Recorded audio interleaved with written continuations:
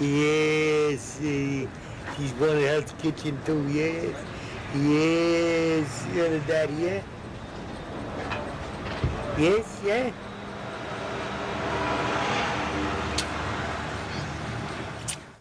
Hell's Kitchen begins on 57th and ends on about 28th Street, I think. Well, it's really a couple of blocks, but they extended it. I say till about 28th Street. 11th Avenue used to be years ago, and it was before my time. Well, I would say from 57th to 34th, I would say. But it really goes down to 28th Street, too. Right, Frank? Yep, right.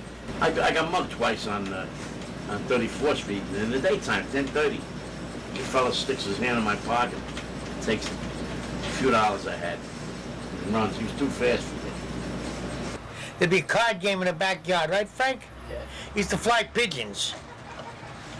Then he would rob the pigeon guy who was on a coop and eat the pigeons. Steal their pigeons. Right, Frank? Yeah. If somebody come through and bothered the girls in the neighborhood, they would come out with 2x4s and go to work on the guy that was bothering the girl. There's no hookers around. They come around in cars now. They're riding around in cars. The transvestites you had on 43rd Street there, yeah? We had one group there. They'd go to the playground, but then once out of the playground, they'd start trouble. Most of them became bookmakers, you know, until this day. And most of them are dead now. Whoa, Teddy! Where are you? See, when you go out with a straight girl, you gotta go A, B, C, D, E. By the time you get there, you went for $1,200. And maybe you're not getting none. Get in here. Get in, son. Get in, son. Get in there. Get in, son. Get in there. Get in the house. Don't you dare come out like that.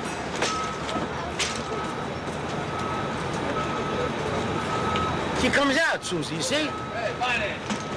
That's my brother. He's older than me. Yeah, Well, Frank, you want to hear? He's older than me. Yeah, He's 75. He's born before me. You him. I don't know everything about I'll answer the phone. Yeah, he's here. No, you stay here. You stay there. I'll answer the phone. Go ahead. Come on, he wants to... Where's this going to be shown at?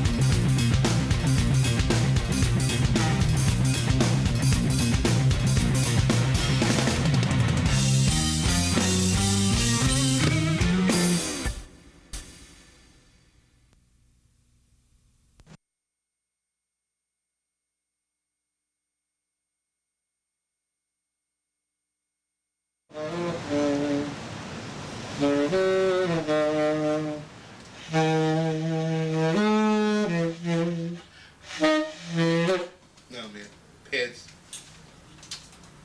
Pads. They're leaking. It's a rubber. All of this is rubber and a pair of jean canvas on the top. Boom.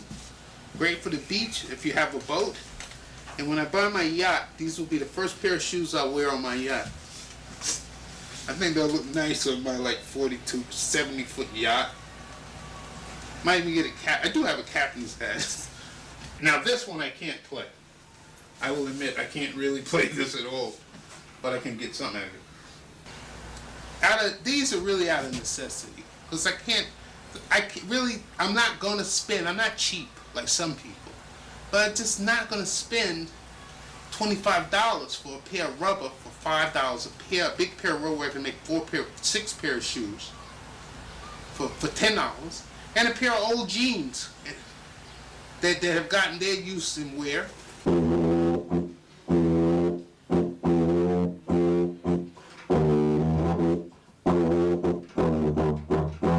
So I'm not going to do that.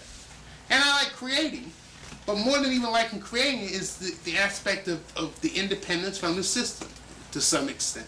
And to be truly independent, one has to be able to do certain things himself.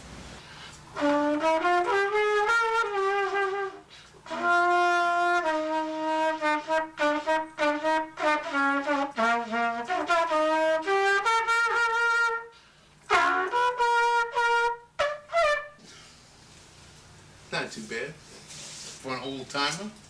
Ultimately, I would love to have like a farm and be able to make everything myself.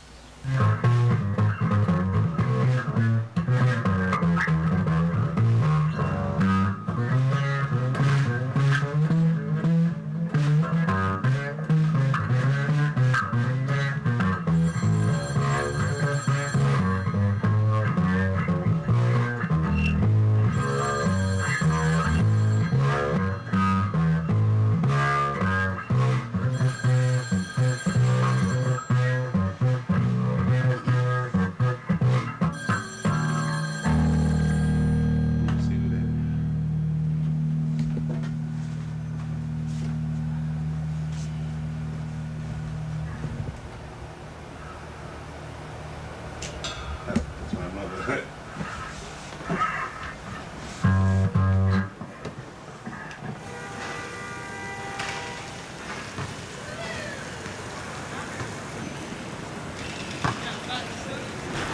Midwest is, the relationship is horizontal, you know, where you're on the ground and all you see is ground, all you see is earth and sky. And then you come here and it goes like, it completely changes to a totally vertical relationship. Everything is, you barely see the sky. That window's where I tried to sleep when people were on the stoop. I went through a great deal of anxiety when I was living here. I lived here for about 2 years, and it was always like this constant struggle between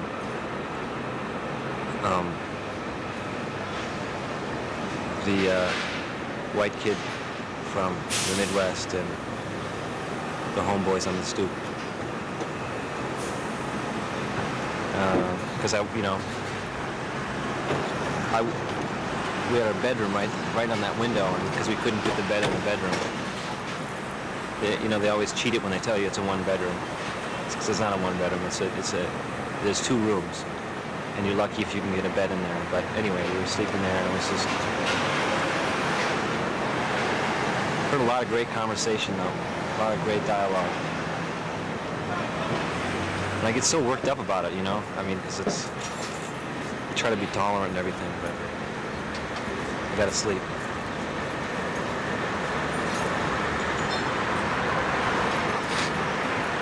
So, you and Lori had a weekend together, she said. Yeah. That's nice. Yeah, she's what she is. She's nice. Yeah, she's nice, and she's the kind of person who's what I'm talking about. Nobody talks bad about her. I'll kill him. I'll kill anyone who talks bad about her. This is what, a year old, this gate thing and everything? Something like that, about a year. Buddha's gotten a lot better since I've been there. It used to be kind of messed up. None of this was here, all these flowers, none of this was here when I was here. No, this is the young lady that moved into your old apartment. Yeah, I know, Larry. This quest might take some time, but honestly, it is worth it. Good. It's alive. Okay, right. That's great.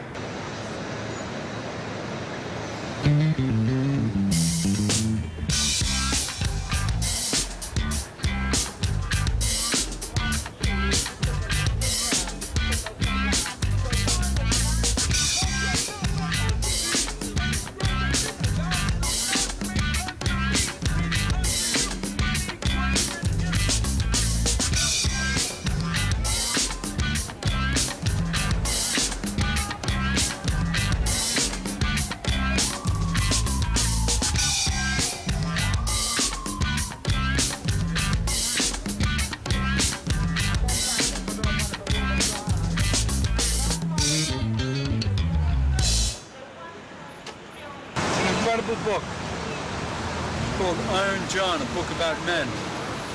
Now, the incredible thing about this book is that this guy, Robert Bly, who's an Irish poet, he wrote this book in 1990, 9 years ago. And naturally, they all jumped all over it. This is the book that started all the men hugging one another and crying and banging on drums and going into the woods. But they missed the point. They missed it.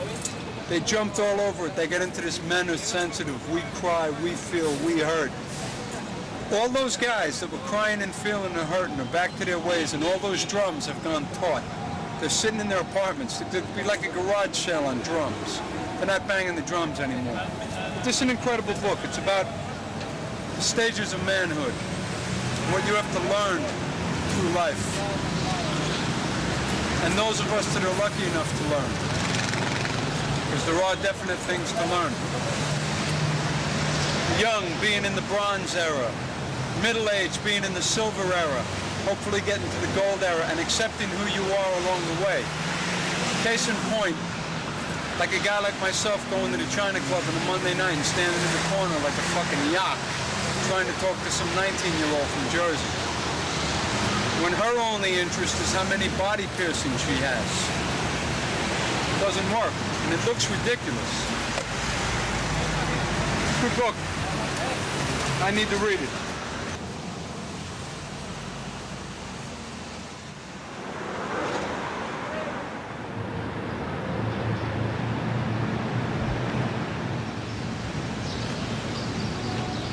This is Hell's Kitchen. This is where I was born a couple blocks up the street. My whole family's from here. Generations and generations. It seems like they landed here off the boat and never left. They found out how good the drugs and the booze were, so it was even better. Catch a nice pretty smile here. It's not bad, I guess. Living with degenerates, fucking junkies and crackheads. My peeps, as a friend of mine would say.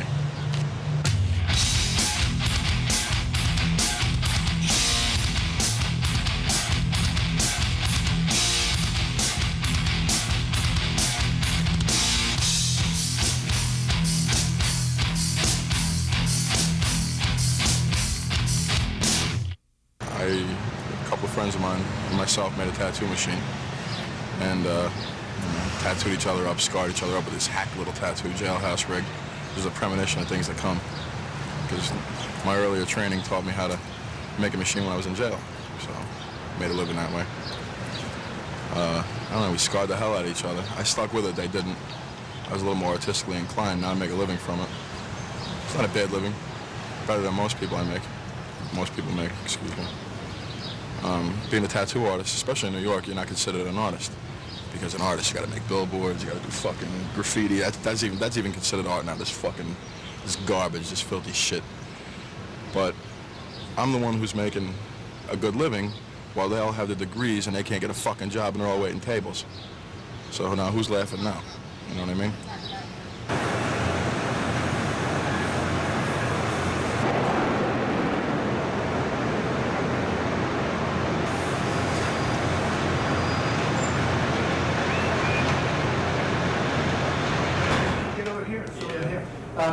Oh, you need the cord? You can't use the battery? The battery died. You gotta charge it back up. Nobody charged it? It just died like a few minutes ago. Chloe's, by the way, make a note that Chloe is a fine actress. Are you really going to be on the set with us all the time? Good. We should know if it's Chloe. Chloe, so I don't know. Please, I auditioned and I You're saw. very good. No, you were very good. You're good. I saw the tape yesterday. I was wanting to know who did the teacher because she was good. Thank you. Anyway, Action. can anyone tell me what this is? That's right, it's a piñata. Piñata? Can you say piñata? Does anyone know what a piñata's for? How about you, Tito? Well, Tito? Tito, what on earth do you think you're doing? Okay, hold on a second. What is he doing? He's not doing anything. masturbating, Oh, you weren't Yeah. masturbating is this. Hello, my name is Lloyd Kaufman. I'm the president of Troma Entertainment. We've been in Hell's Kitchen in this fabulous Troma building for about 20 years. The company is about 25 years old. When Troma moved into Hell's Kitchen, it was indeed Hell's Kitchen. I kind of liked it because I'd come to work in the morning, we'd be about to shoot a film, and we'd be able to use the crack whores and the other interesting people in the neighborhood. We'd be able to use them in the movies as free actors. It was a very, very lovely neighborhood. Now, unfortunately, Hell's Kitchen is starting to get a bit gentrified, so the Troma building finds itself in and among these disgusting companies like Disney and these law firms across the street and all these people that are, that have kind of making the quality of the neighborhood go down. This neighborhood used to be the highest concentrated area for old folks. I don't know what the politically correct word is for old folks, but old folks. And as a result of the yuppies and the $150 working yuppie, the $150 shoes to work, where they change the shoes, those kind of people with the wet hair, they kicked out all the old people. So I don't know where the old people went, but they're probably eating dog food somewhere in uptown, getting beaten up by the cops. Get out of my 2 fucking retards! Drop the tacos and hit the floor! Do it! Get him! What are you trying to do? I'm trying to teach. Teach! Teach what is the fucking point of trying to teach these stupid lady ass? In any event, Troma has been making movies in this neighborhood for 25 years, and we love it. It's a great neighborhood, in spite of the fact that you have law firms like Cravath, Swain, and Moore that have moved in. It's a great, great, great neighborhood, and New York is a great place to make movies. There was a book that I wrote, which came out this year, called All I Need to Know About Filmmaking, I Learned from the Toxic Avenger, published by Penguin. And what's interesting about this book, which is wonderful about New York and the whole world, is that Troma is a 25-year-old independent movie studio based in New York, in Hell's Kitchen. We own a building. We have a staff here of about 40, a payroll of 40 people who would definitely be on welfare if it weren't for Troma. We've made can't tell you how many movies in New York. We own a library of 500 movies. We pay real estate taxes. We do everything for New York. Like we have laboratories in New York. We use the New York production houses. This book was published in New York. Do you think that the New York Times reviewed this book? No. Troma is the oldest independent movie studio in the United States, possibly the world. Thanks to Hell's Kitchen and the wonderful creative environment, we have been able to produce movies like Class of Nukem High, Sergeant Kabuki Man NYPD, A Nymphoid Barbarian in Dinosaur Hell, Blood-Sucking Freaks, The Good, the Bad, and the Subhumanoid, Class of Nukem High Part 3, Teenage Catgirls in Heat, Stuck on You, Squeeze Play, Waitress, The First Turn On. Great New York classics. Let me just check this out.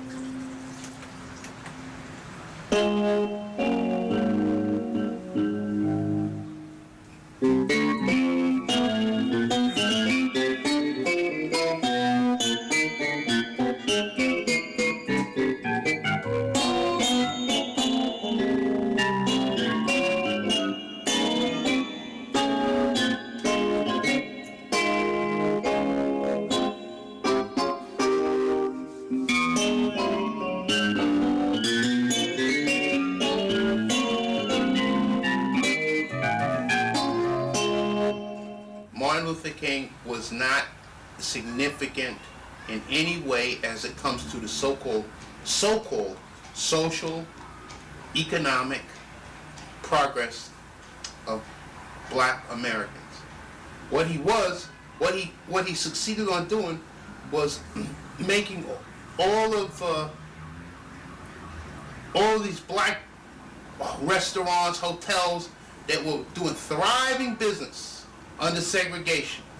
So many millionaires came into being from about 1899 to around 1940, when it was black only, because black barbershops, black hair products, skin products, But when Martin Luther King pushed that integration thing, all it did was it made black people spend their money in white places and actually put a lot of black businesses out of business. I don't know how many people are aware of that.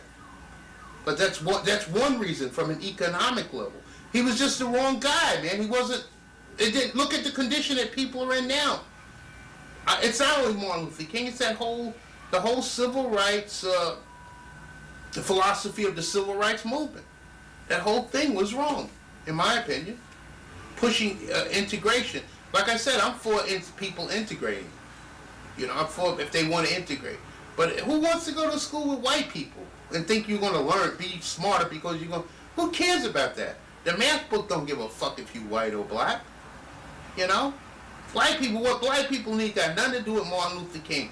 What they need is from A1. It's just to get some of these mothers and fathers off of their fucking big fat asses, and instead of them investing in Mercedes Benz and this type of shit, to invest in their kids' education. That's the shit.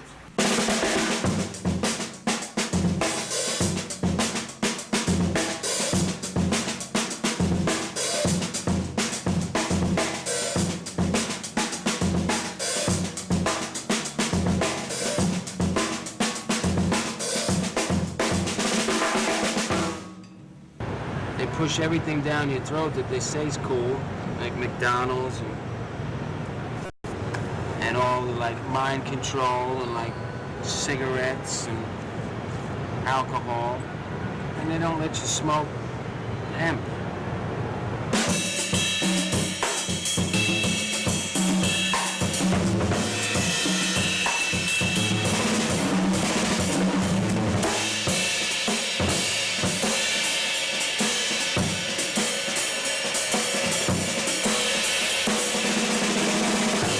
You got so many great technical cats out there, but how many great artists really saying something, really changing the fucking world? Change the world. You know? It's like I get fired coming up on this roof. I've been in this building 9 years by some guy who tells me he rents the stairwell on the 12th floor, and he's trying to shed his bird licks, and he don't got it down, but I'm not vibing him out. You gotta be a beautiful motherfucker, man, to get by. Because it don't make no sense being a punk without any beauty, man.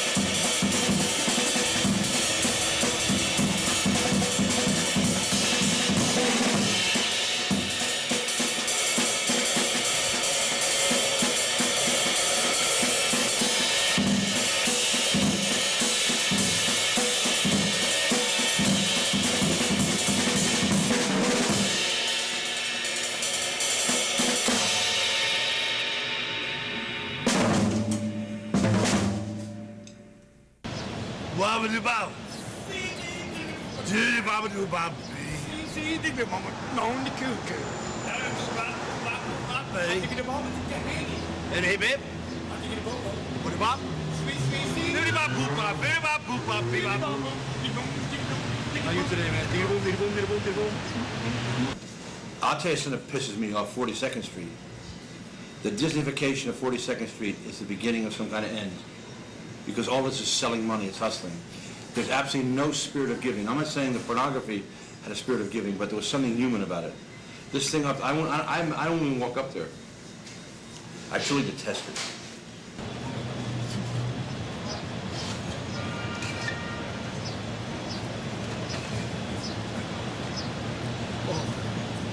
It means you're not new. People would much rather find a mediocre actor who's brand new than a great actor who's old coming back. 'Cause that's no news, that's just truth, you know? You know what I'm saying? Discover something hot and new and mediocre, rather than some old and great and true, because it's nothing new. A couple of white chicks, which starred Susan Sarandon and Eileen Brennan, sort of made me boulevard famous. I don't know if that means. I became a boulevard writer running this play called A Couple of White Chicks. I made like $1.6 million in about 6 weeks, and I put most of it up my nose and destroyed my life, which I'm still trying to recover from. But it was pretty interesting how we all deal with money. There you go. Here's me and my youngest daughter, who's a senior at Barnard and is a good actress. And she's sort of the apple of my eye. She's the only one of all my children I grew up with and have been constantly around since her birth. So, I know her better than all the rest. I think she hates me less than they do.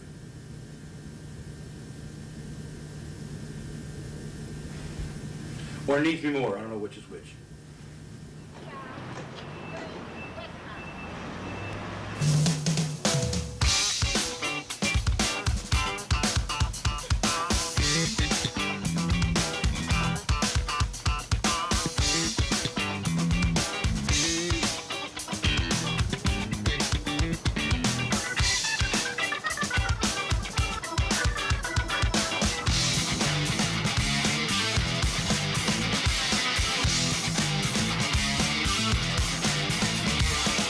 This neighborhood's changed a lot. I mean, a lot. 15 years ago, 16 years ago, this parking lot, forget about it. It was Hooker City. I mean, Hooker City. Denominations like you don't know. Sizes, creeds, colors. It was just Hooker, Pimp City. And it was a drag because, I mean, although it was part of the, the overflow of Times Square and what it used to be and the underworld and the real underbelly, the west side of New York, it was a drag because in the morning sometimes these hookers would be nodding out, kids would be going to school, and parents would be walking their kids and they'd be like sidestepping condoms, and there'd be pimps waiting on the corner, for their girls, looking at their watches and their diamond rings and stuff, and I can remember looking at these kids, they'd all be like looking up like, Halloween's coming or Halloween's past. But there was this one night, I'd come in, I was working down in the village, and I'd come in and it was late. And I didn't make any money, and I was mad, and I was depressed, and I was hurt, the life of an actor. And I came in, and I came to the stoop right out in front of my building, and there was a couple of pimps, like Kansas City, like, what's up, what's up, what's up? Jerry Curl, gold teeth. Yeah, baby, what's up, what's up? And I wanted to come in the house. And they didn't know enough to see that I was trying to come into the house, because there's only 3 steps. And like, the one guy acted like, it was a big deal to get out of my way. Like, he gave me one of those, like. So I wanted to do something right there, but I didn't. So I was fuming. I came up 5 flights of stairs and I was fuming. The one beautiful thing was that it had just started to snow, and it was a thick snow. So I came up here to the roof, and there was enough snow to grab snowballs, real hard snowballs. By this time, the pimps had gone into the parking lot, because this parking lot is where they used to either do their collection or do their drop. They used to rip a lot of people off here, too. I started making snowballs. I must have made 100 of them.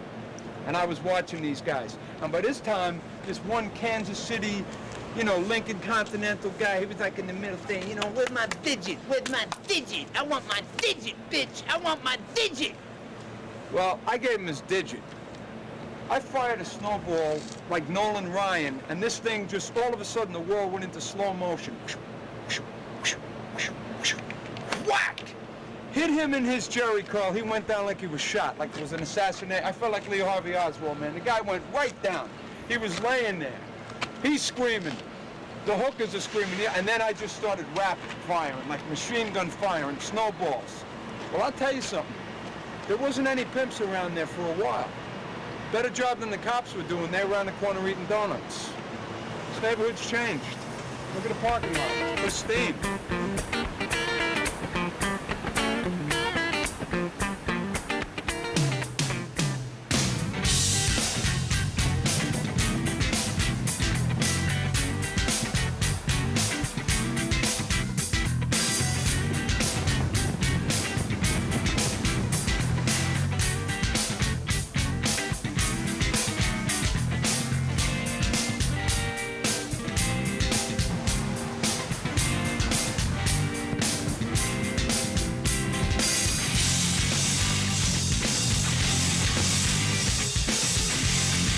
A couple of years back, I'm drunk, I'm walking up the street. You know, it's 3, 4 in the morning, I'm late, I don't know, 2 in the morning, whatever. I'm drinking vodka, I had a quart of vodka, staggering up from some party right around here somewhere, maybe over here, 790. And I got a bunch of pills in me, and I got rushed by this fucking guy. I guess I looked like I was gonna be an easy target, you know? All fucked up. So I get into a brawl with him, this guy's gonna, I guess he's going for my fucking money, he wants to rob me. I throw a kick at him, he had a steak knife, and he stuck it through my fucking leg. So I throw this kick in, he puts the knife through my leg, I yank my leg back, I got this fucking knife sticking out of my leg. The handle's stuck actually into my leg, the blade is sticking out the back about a fucking foot. I gave him beating of his fucking life, he crawls the fuck away. Please, under a fucking car, crying. Figured he had enough. I start hobbling up the fucking street like a pirate with a peg leg. I go into a fucking deli. Get me a quart, I'm gonna go to the fucking St. Luke's up the street here. Maybe they take that knife out of my leg, make me feel a little better. Little old lady sees me in the deli and starts freaking the fuck out. Now it's around Halloween time, so, you know, people think it's like a Halloween gag. You know what I mean? Hello, cousin. What's going on? How you been? Long time. Chilling? Yeah, you know, same old shit. Cool.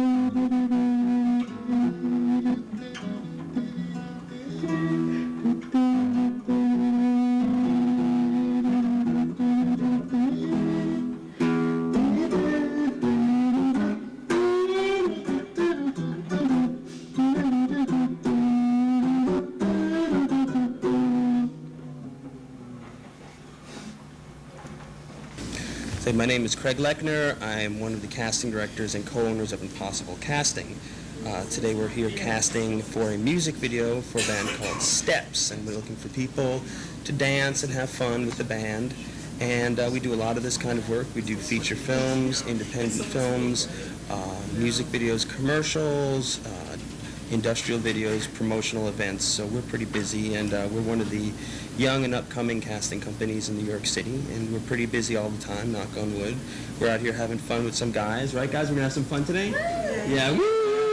They're like, we wanna go home. Everyone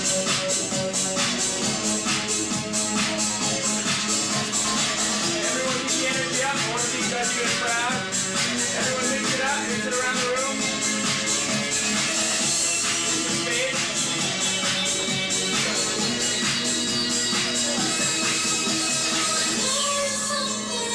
Today we're probably seeing about 100 people, and of which we're going to be hiring about 20. So they've got about a 1 in 5 chance to make it. And what we're really looking for is people with a lot of energy, people who know what they're doing, know what they're here for, and know how to really use the camera. So let's check it out, shall we? Right on. Well, I've always wanted to act for a long time, and I'm just hoping to make it in the industry. It's kind of hard, but it's worth the risk, taking a chance. I love to perform, I love to be in front of the camera, and basically I'm just trying to make it. And it doesn't pay much, but it's a start. Well, I'm destined, and pretty soon you'll be making a lot of money off of this tape. And see you soon. I want to be an actor so I can pretend and get paid for it. Oh, I just love acting. It's the only thing I want to do and the only thing I'm going to do. The first thing that I look for is somebody's eyes, what sort of look they have in their eyes, what they're presenting with their eyes. The worst thing that you can be in this business is be ambiguous, is be nebulous, is sort of fall through the cracks. Unfortunately, the regular guy and the average-looking person many times falls through the cracks, and we tend to look for really distinct-looking people, really unique character types, people with really interesting faces, or people who are really good-looking.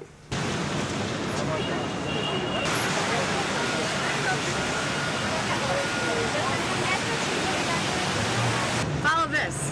Hats by Superstar. Fuck yeah, man. Ivy Supersonic. Hats by Ivy Supersonic. You follow that?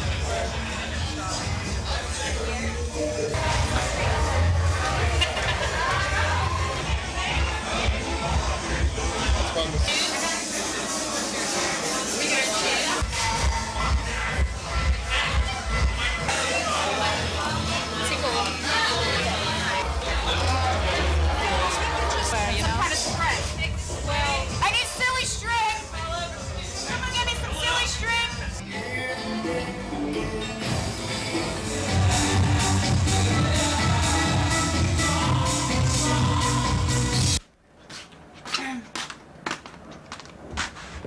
I make hats. So this is the ostrich and marabou hat, and it's called the Mike Anderson. I named it after my best friend. This is what I would call the Breakfast at Tiffany's hat. Very, very Audrey Hepburn. I actually made this for Kid Rock,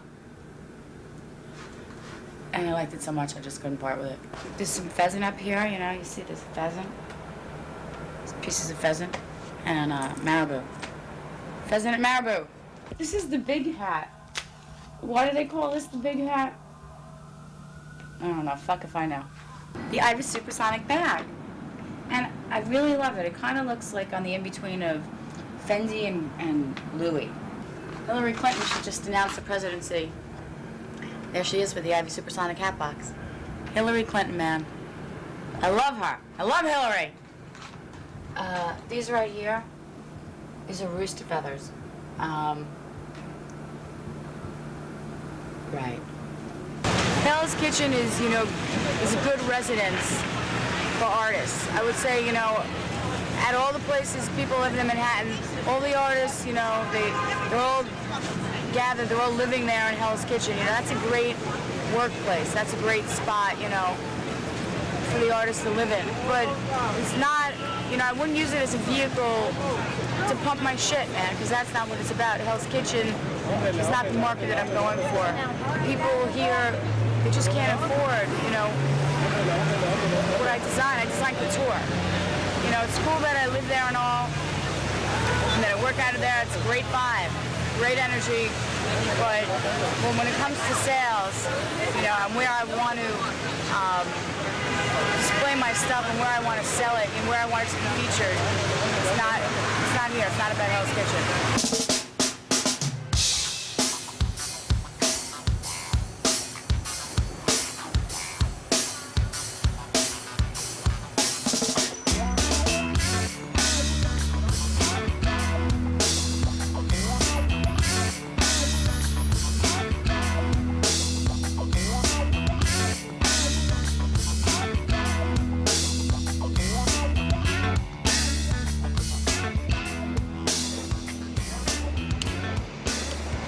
Where are you from?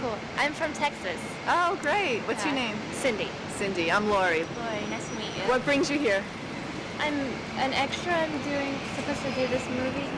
Oh, okay. I'm not supposed to be here until 1:15, so Why? I'm a little early. You're a little early. You're just walking around the neighborhood? Yeah. Yeah. Great, great. You want to talk method acting?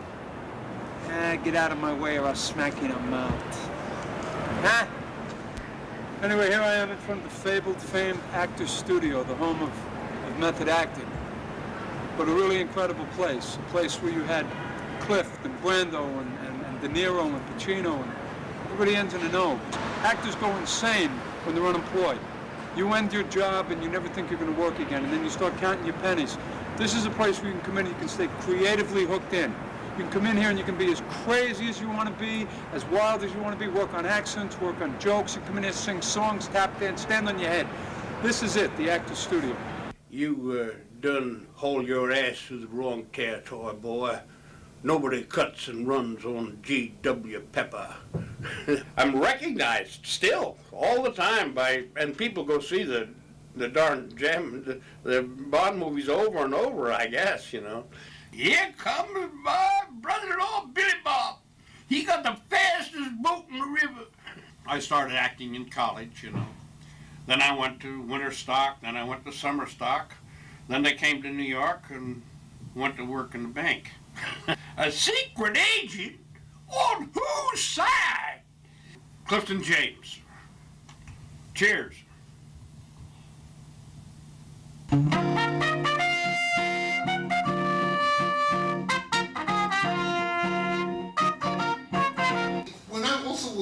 When I was in high school, I used to take great thrill that I could actually make a call.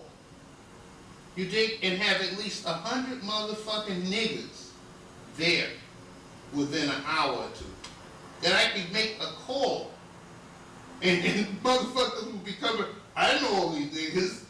All I knew was that they all showed up to fight, you know what I'm saying? And one time some guy saw that. That was the end of that shit, too.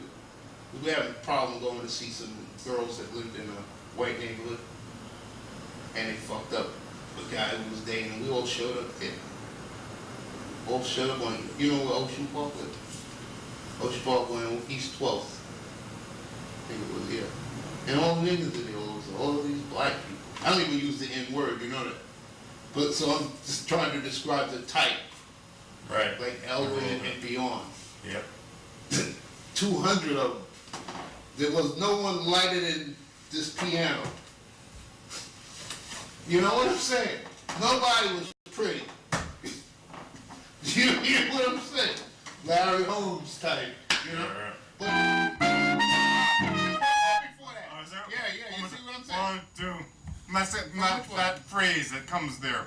This phrase right here. Let's take it from here. Okay. 3, 4. 1, 2,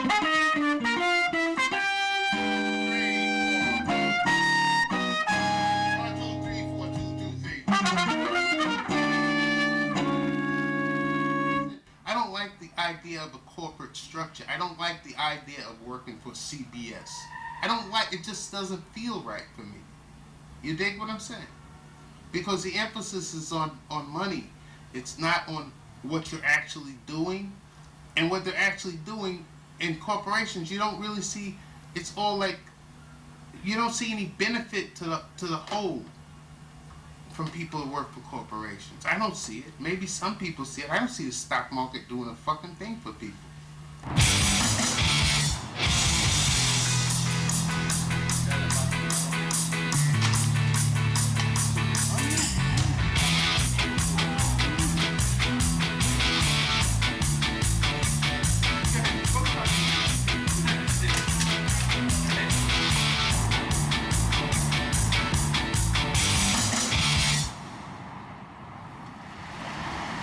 I think this tree needs something. It needs a naked woman. Don't you think? Rather what? It needs a naked woman. How many bottles they got? How many bottles in this Christmas tree? It's your guess. I think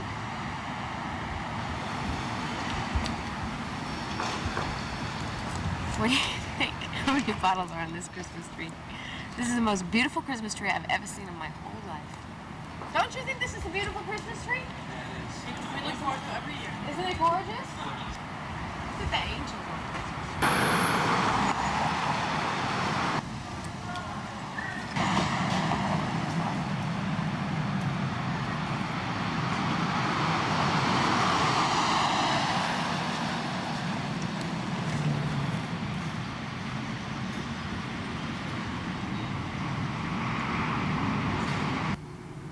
Check this out. I mean, look how beautiful that is.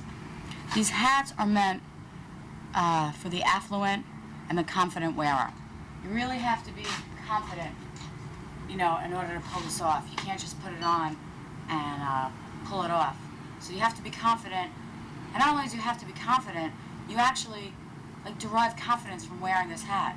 You're standing there and, like, hundreds of people come up to you. You know, where did you get that? Like, it's so beautiful. And that's cool, man, you know? It's really cool. I walk outside and people come up, they want to pet me, they want to touch me, they want to talk about the hat. These hats can get you into anywhere you need to be. What's up with this? That's like This is like very Paris. Voulez, voulez, oufou, mumu, bonita. You like this? It's a skunk, I don't know.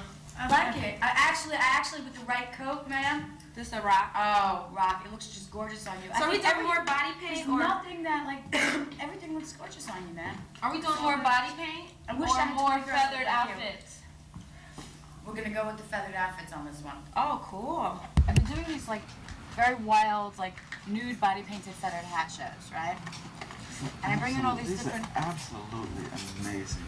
Thank you. My God, my God. I mean, look at this. Absolutely fantastic. Yeah, and I didn't even finish it yet. It's working. So am I gonna have on a bikini to go with this one too, or what? I'll make you Not whatever you body want. paint? You know what it's all about. I'll make you whatever you want. And we're gonna, the audience will be out here, right? Right. You look great. We got like that red. We got red in one window, red, orange, and pink in one window. Red, orange, and pink. Right. And so if we can like do something sort of in those same colorings in the other window, and I think I'm hanging a star or something in the window or something like that, or some beads or something like that. It's very Soho-ish. Very Soho-ish. Debbie, look how beautiful my zoo is, man. Who shot this shit? For you, man? Fidel shot that. He's great. Isn't he hot? He Outfit does like is just everybody. fucking amazing. Who designed this? I think that's Gucci. It's not Macy's. It's the New York look, and what we're trying to do is to actually overdo Macy's.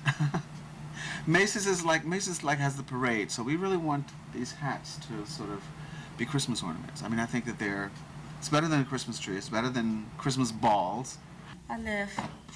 This is my favorite one. That is so like, look at that body, man.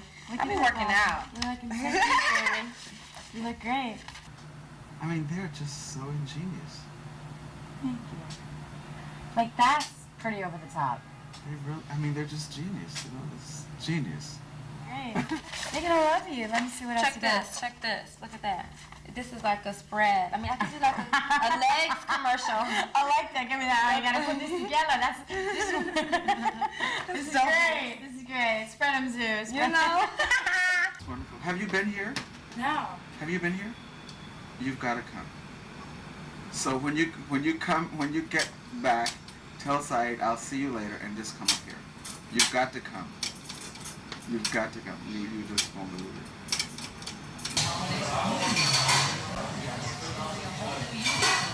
Oh my God, delicious ice coffee. I'm going to talk about Supersonic because I have this urge to talk about Supersonic.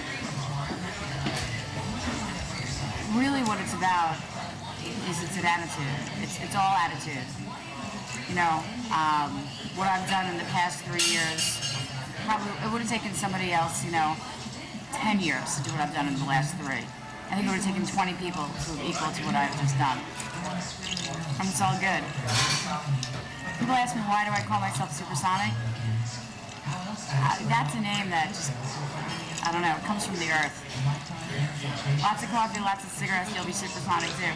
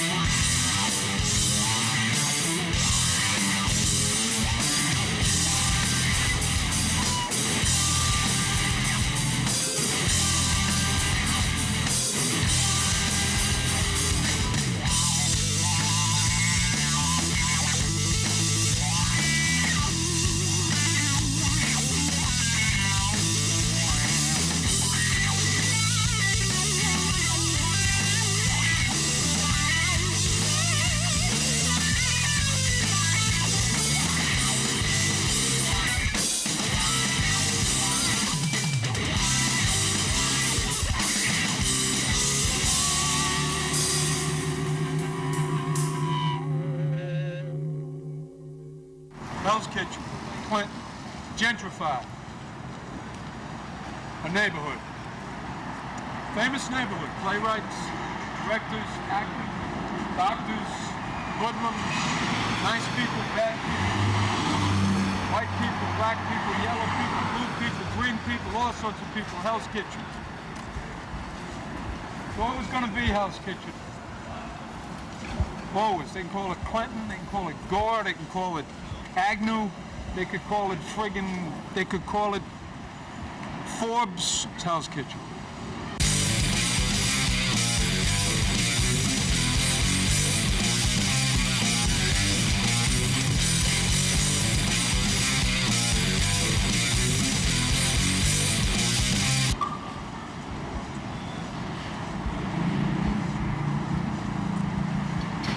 Rooftops.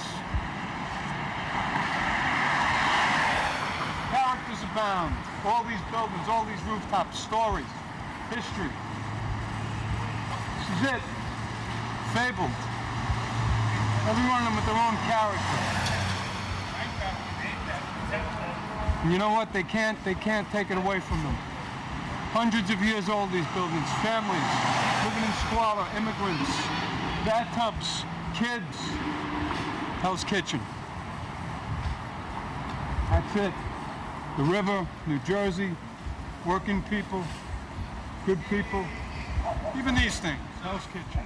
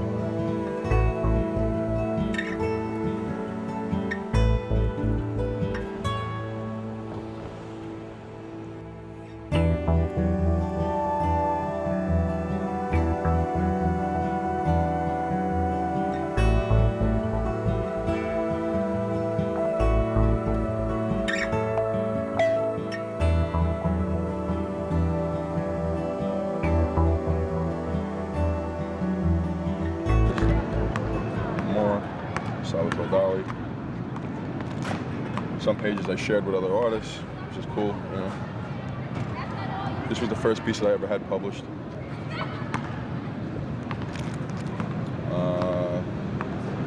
Yeah, just a little more Hell's Kitchen. A little bit of portraits. I like to do portrait work. Why somebody would get Tom Cruise, some guy would get Tom Cruise tattooed on his arm, I got no idea, but as long as you're paying for it, look at health.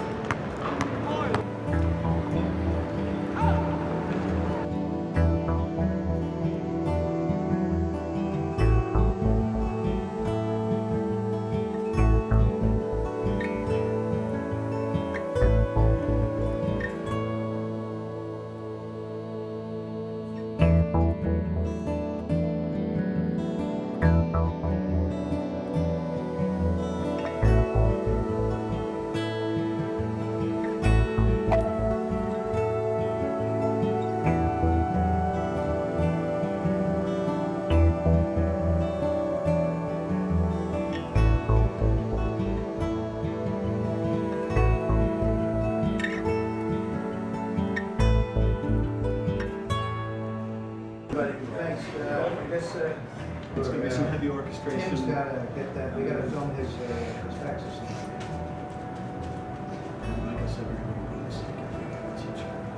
Yep. And also, what's his name? Peters, the guy with the beard and the tattoos and all that. Bear?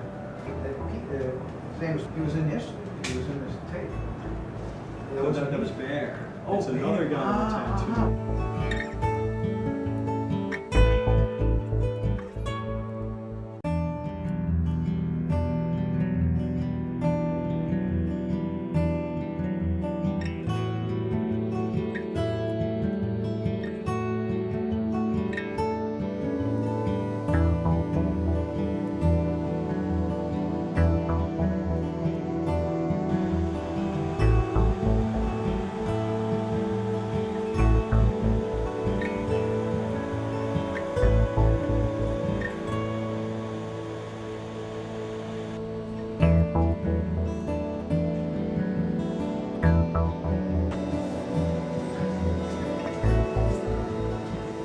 Just want to play about my mother.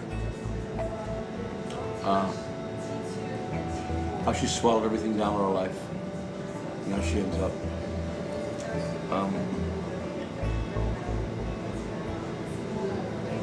She's dying right now, and it's very hard on me. It's very hard. Good person.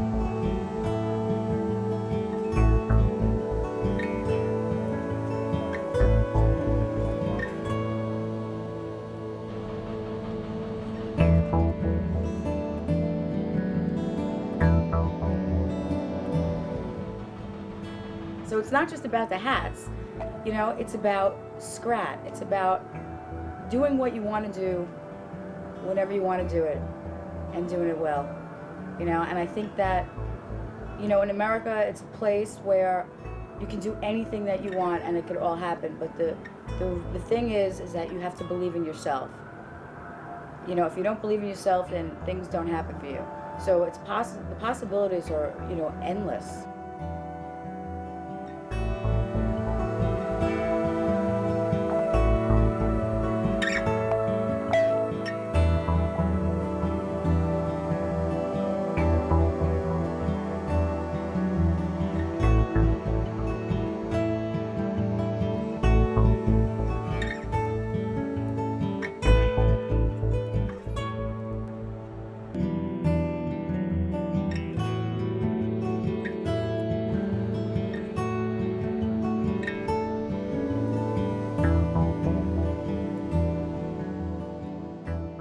Like I always say, the black scientists, the mathematicians, those are the people that are important, not even the musicians, you know.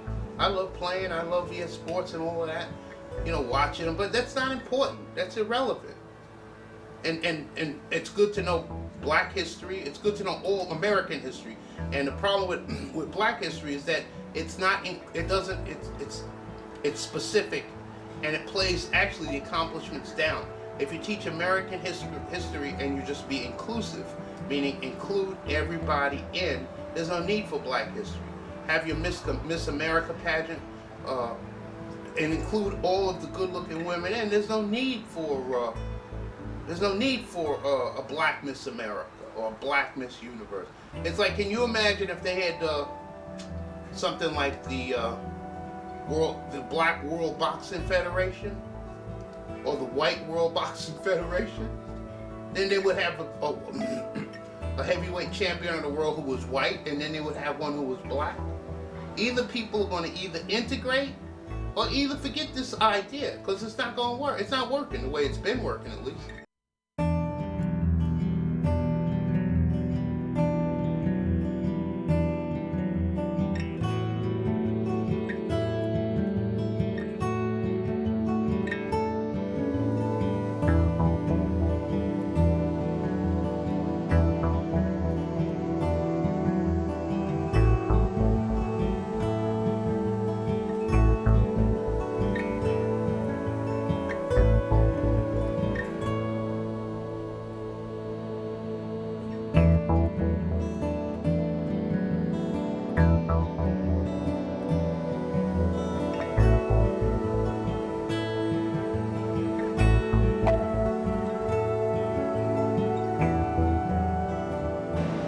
In LA, they don't make you feel alive. They make you feel dead. And things start to die in you. If you're a true New Yorker. I know people that love it. I know people that wouldn't leave it or trade it or come back here for the world. I had to come back here. I came back here for a lot of reasons. I came back here because I lost my father. I came back here because this is where my family is, this is where my roots is, this is where I grew up. And this is the oasis for me in the middle of the big desert, which is the world. And it's real important for me to operate from here, because this is where I get my inspiration.